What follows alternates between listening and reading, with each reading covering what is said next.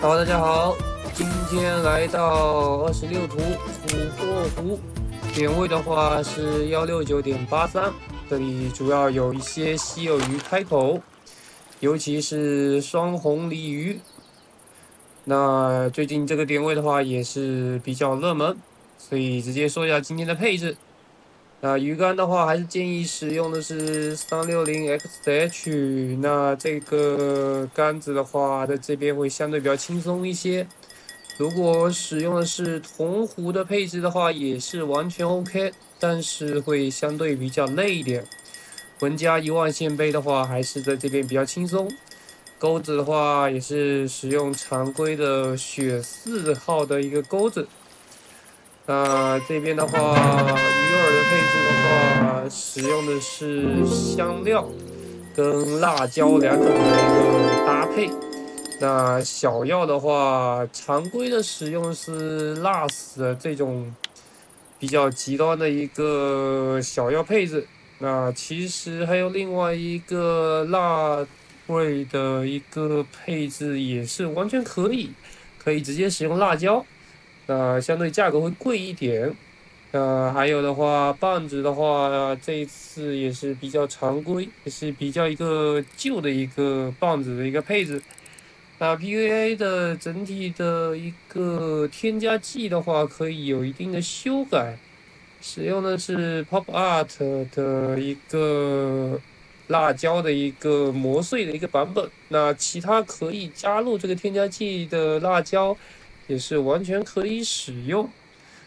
那主线跟引线的话还是比较常规，反正最大的拉力也就是一个36.2公斤。主线的话选择也是可以更宽泛一些。这里的话，因为朝的方向是4.5米的一个坑位，所以要抛投比较远，大概设置在35米的一个距离，差不多就可以勾得到。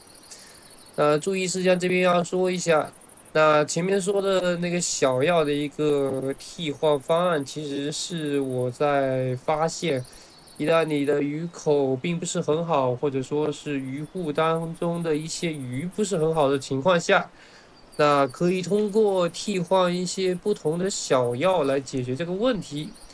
那一个原理是，你的小药必须口味相对比较接近。所以在辣味的两种鱼饵当中，这两种小药的话，其实差不多，都是一个偏辣的一个口味。那同时还有一点比较关键的是，这一个点位的一个稀有鱼口只存在一个水温升高的一个情况。那因为这个点位比较偏远，它处于整个地图的一个南面，而且还是最底端的一个南面，所以一般来说也仅仅是在一个比较极端的水温的情况下才会过来蹲守一些比较特殊的鱼。那一般来说的话，这边最常见的稀有鱼就是无鳞鲤跟双红两种。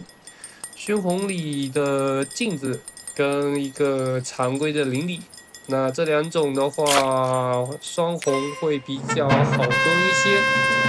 除此之外，如果说是无鳞鲤这一种鲤鱼相对比较多的情况下，它是有可能出现一些更加稀有的鱼，类似像无鳞鲤的人面，或者说是无鳞鲤的一个白化的一个品种。那这个完全就是看自己的运气行不行。实际上，在鲤鱼湖蹲守这些稀有鱼，基本都是凭运气在这边硬蹲。那没有足够长的时间的话，基本很难说是凭借一杆就搞定一个奖杯鱼。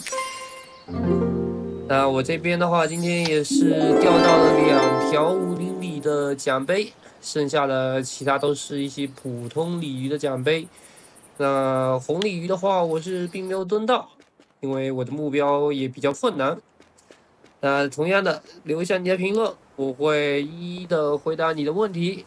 来到鱼市这边来看一下整体的收益。其实上新的鱼比较多的话，收益相对也比较高。这边大概有2700的银币，5个奖杯鱼。